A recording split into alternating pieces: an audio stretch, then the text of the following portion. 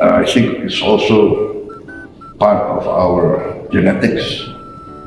I would like to report to the President, Prime Minister, and Vice President, the Secret Friends. A few weeks ago, I had my genetic sequencing test and my DNA test, and they tell me that I have Indian DNA.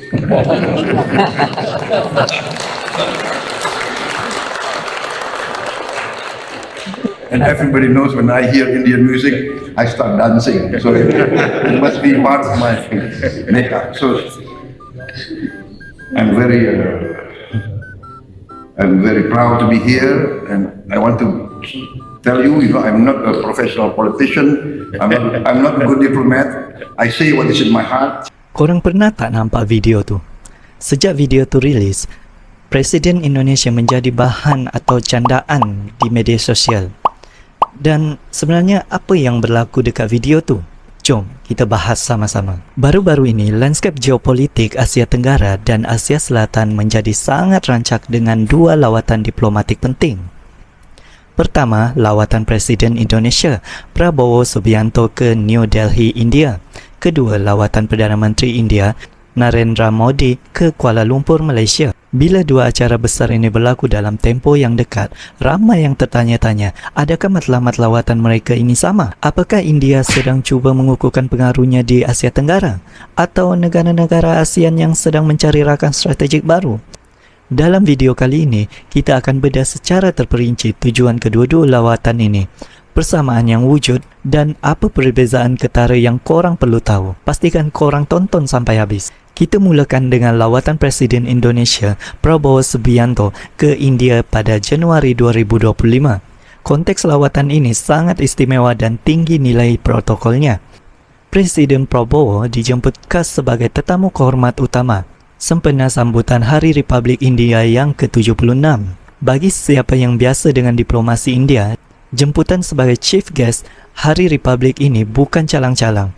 Ia melambangkan kedudukan strategi tertinggi sesebuah negara di mata India. Apakah fokus utama lawatan Prabowo? Baik, yang pertama adalah kerjasama pertahanan dan maritim. Sebagai bekas Menteri Pertahanan, Prabowo sangat menekankan keselamatan selat dan laut yang menghubungkan Laut Hindi dan Pasifik. Indonesia dan India berkongsi sempadan maritim yang dekat antara Kepulauan Andaman dan Aceh. Yang kedua adalah ekonomi dan teknologi. Kedua-dua negara berbincang tentang integrasi sistem pembayaran digital dan perdagangan barangan asas seperti minyak sawit dan beras. Jadi, lawatan ini lebih bersifat membina pakatan strategik geopolitik yang lebih besar di bawah konsep Indo-Pasifik. Sekarang kita beralih pula ke Malaysia. Pada Februari 2026, Perdana Menteri India Narendra Modi telah mengadakan lawatan rasmi ke Kuala Lumpur. Berbeza dengan lawatan Prabowo ke India yang bersifat jemputan perayaan negara. Lawatan Perdana Menteri Modi ke Malaysia ini adalah lawatan balas rasmi. Ini berikutan lawatan kerja Perdana Menteri Anwar Ibrahim ke India pada Ogos 2024 yang lalu. Hubungan Malaysia dan India sebelum ini pernah mengalami fasa turun naik, tetapi di bawah pentadbiran Perdana Menteri Anwar Ibrahim, hubungan ini telah dinaik taraf kepada Comprehensive Strategic Partnership. Apakah agenda spesifik di Malaysia? Menurut Memorandum Persefahaman MOU khusus, lawatan ini memfokuskan kepada isu domestik dan ekonomi praktikal.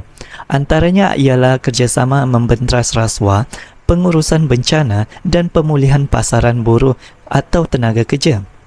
Malaysia menunjukkan minat yang besar terhadap sistem ONDC, iaitu Open Network of Digital Commercial, dan sistem pembayaran UPI dari India untuk diaplikasikan dalam ekonomi digital tempatan. Jadi, berbalik kepada soalan utama, adakah lawatan mereka atas tujuan yang sama? Jawapannya, ya, dari segi matlamat besar, tetapi tidak dari segi fokus spesifik. Kalau bersamaan, kedua-dua lawatan ini adalah usaha untuk mengaktifkan status Comprehensive Strategic Partnership. India memerlukan sokongan ASEAN untuk mengimbangi pengaruh global, manakala Malaysia dan Indonesia melihat India sebagai gergasi ekonomi yang tidak boleh diabaikan. Dari segi perbezaan pula, lawatan Indonesia dan India lebih bermotifkan keselamatan geopolitik dan maritim global memandangkan kedudukan geografi mereka. Manakala lawatan India-Malaysia pula lebih tertumpu kepada kerjasama sosioekonomi praktikal. Penyelesaian isu tenaga kerja, digitalisasi dan pengukuhan semula perdagangan dua hala selepas lawatan Anwar Ibrahim tahun 2024. Kesimpulannya, dinamik hubungan India dengan negara-negara Kepulauan Melayu seperti Malaysia dan Indonesia kini berada pada tahap yang paling kukuh. Bagi Malaysia, ini adalah peluang keemasan untuk menarik pelaburan teknologi dari India. Manakala bagi Indonesia, ia mengukuhkan kedudukan mereka sebagai pemain utama geopolitik serantau. Apa pendapat korang tentang hubungan diplomatik ni? Adakah korang rasa Malaysia akan mendapat keuntungan besar dari kerjasama digital dengan India? Cuba korang komen dekat bawah. Dan jangan lupa untuk like, share dan subscribe untuk lebih banyak analisis geopolitik semasa. Terima kasih sebab menonton. Jumpa lagi di video seterusnya. Bye!